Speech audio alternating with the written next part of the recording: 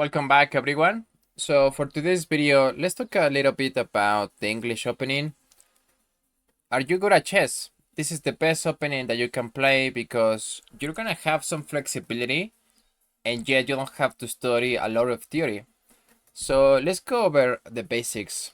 The game starts with c4, and now as the lines you saw here, it's gonna be a light square structure, a light square strategy. So here you're gonna put your knight on b3. Now you're covering these two squares. The same when you played g3, two fianchetto the bishop, and now you have this long diagonal of the light squares. And there is something else. Oh, okay, we just have the pawn. There might be a move. I like to play sometimes this move, queen b3, even maybe queen a4. So all of this is light square. It's light square strategy, no question. So one of the most common responses to the English, and also the strongest according to the engine, is going to be e5. So e5, fighting for the center, dark square strategy. And now you will have some kind of symmetry here. But they can also play they cannot necessarily go for e5. They can also play the symmetrical option c5. But yeah, here we just remain flexible even after e5. So now we have different options. We can continue with knight c3. That is perfectly fine. The only two moves that you kind of have to remember is knight c3 and now g3 to fianchetto the bishop. Those are the two main ideas of this opening. So now after black develops knight f6, we can play e3. e3, preparing for d4. Okay, yeah, this is just basic. It's very basic opening. It makes sense. Easy to play. Now after they go knight c6, so we can go for d4.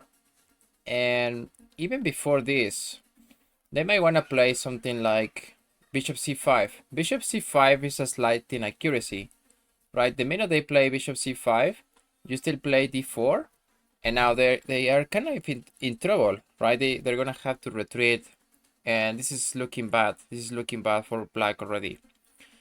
Okay, so d4, it takes on d4. We trade these two pawns in the center, and now I think we enter in this avenue of playing Queen's Gambit structures.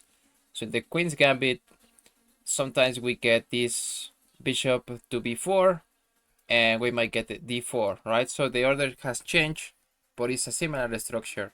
So we have, it's also good to get familiar with the Queen's Gambit, also the Catalan d4 openings. Okay, so okay, just they might want to play d5. So after d5, you can push this pawn to c5, but I want you to be careful. The minute we cross, it's like the principle of geometry in chess, right? You don't want to cross into the enemy territory. This is our territory. You don't want to cross into this territory too soon in the game. So it's completely fine in this position to play c5. Just be careful. You can just also wait for that. And yeah, we just remain here flexible. We develop our knights and everything is good. Okay, so after bishop e7, bishop e5, it's all good. So there is another version I like to play instead of pushing c5. So instead of pushing, you can just develop your knight, and now you put your bishop here on d3. Okay, so let's go to the main line. And bear in mind, it's also hard to talk about a main line in the English because you have this flexibility, right? You have so much flexibility. So okay, c4, e5, g3, and now you want to fianchetto your bishop. Okay, so let's say that you get d5.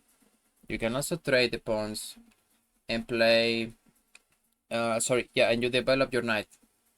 So after knight c6, they might also want to push e4, right? Because they're attacking your rook and putting this pressure on the diagonal. So you don't have to worry about it. Knight c3, you're kicking out the queen. So, okay, just to be in that the same thread. They want to keep the same thread. Okay, you can play e3. It's like, wait, are we hanging the knight? Yes, but just momentarily, because now we have bishop e5 and they trap the queen. So they cannot really go for that line. Okay, just to, I wanted to cover that. Now, so after they develop the knight to c6, bishop g2, knight f6, normal development, knight c3, and now they have to move the queen, let's say here, and it's fine. You can also go for something like a Scandinavian attack, where you play d3, and now you put the bishop here, and the queen has to find a square to defend. So what is the symmetrical English? Then we're gonna play c4, and then we get c5, right? That is the symmetrical. And then it can get as symmetrical as you like. Knight c3, knight f6, sorry, knight c6, knight f3, knight f6. So we have the 4 knights in the center. Everything is good. Now we plan to venture the bishop, and they're gonna do that on the same side of the board. Okay, but there is a slight difference in the attack, because they have a dark square bishop and we have a light square bishop. So, but yeah, this is officially the symmetrical option, the symmetrical variation of this opening. Castle, castle, and now we're gonna fight for this square. d4, especially d4, also d5. These are the fighting squares, so we're gonna push the pawn. We can trade knights in the center, and now, yeah, the queen has many places to go to. This is a Spassky game. Oh no, sorry, it's Fischer plays game, where he's gonna put his queen on f4. I'm gonna move ahead here. He's gonna put his queen on f4, which is slightly unsound. It's not the best move you can find, and normally the queen in this opening might belong here to d2, maybe c2. Also, queen d3 is fine. It also all depends on the position of the pieces, right? Every position is specific. But in this one, it feels a bit shaky to put the queen here on f4. It's not a natural move. You can get hit like this with the knight, so knight h5, for example, and then trap your bishop. That is the risk. Okay, so somebody played this against me, and I knew the trap, right? I know the opening. So, okay, the game starts with the same c4, and now e5, knight c3, knight f6. We get the knights out. g3 to French the bishop, knight c6, g2, bishop b4, knight f3, and then this is also a bit of a provocation to play e4, right? They want to kick out the knight, and it looks like black might be winning after that, but it's actually a mistake. As you know, pushing pawns this early on the game is gonna be a mistake. So easy, you just have to move the knight here, knight g5, and you cannot really get more defenders to this piece.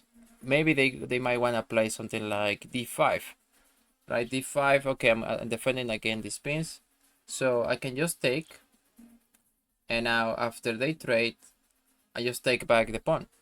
So, and I am winning, right? It's a huge advantage from move 8. I also want you to be aware of this trap when we're playing the English opening, so it doesn't happen to you.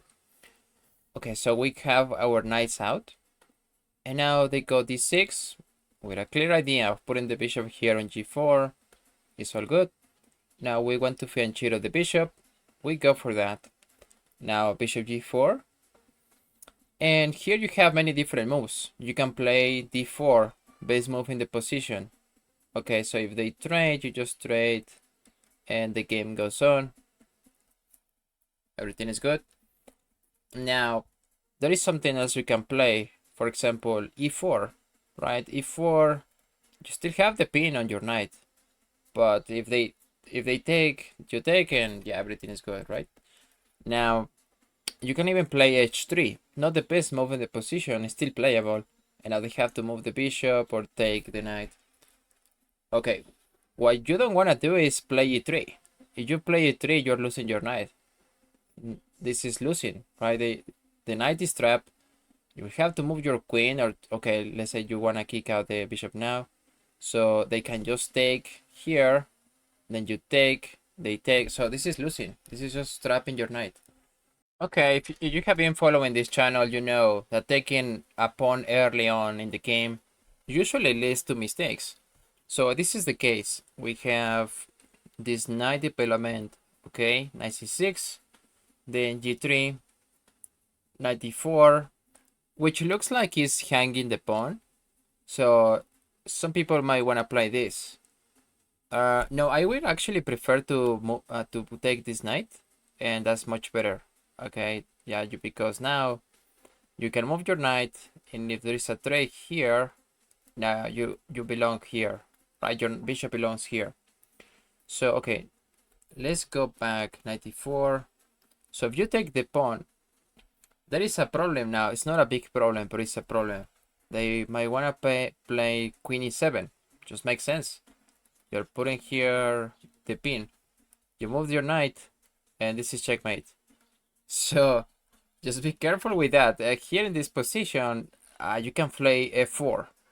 f4, then they can kick out your knight e6, and okay, knight e3, and then they're gonna attack your king, so you can move knight f2. But it's still shaky, right? You have to be careful here. So don't take pawns early on in the game. Instead, just keep your game as controlled as possible and don't get freaked out if something like this happens. Okay, this might be a little bit more advanced, but I still want to show you. Here you have a different system. It's almost like a setup. You never change the setup. So c4, knight f6, g3, g6. Everything looks normal, but the difference is going to be the pawn on e4. You're gonna put a pawn on e4 and c4.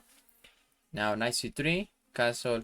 We have our pawn here, and now instead of putting the knight on f3, the idea is to play knight g to e2. Okay, so the whole idea is now you're compensating for these two spaces.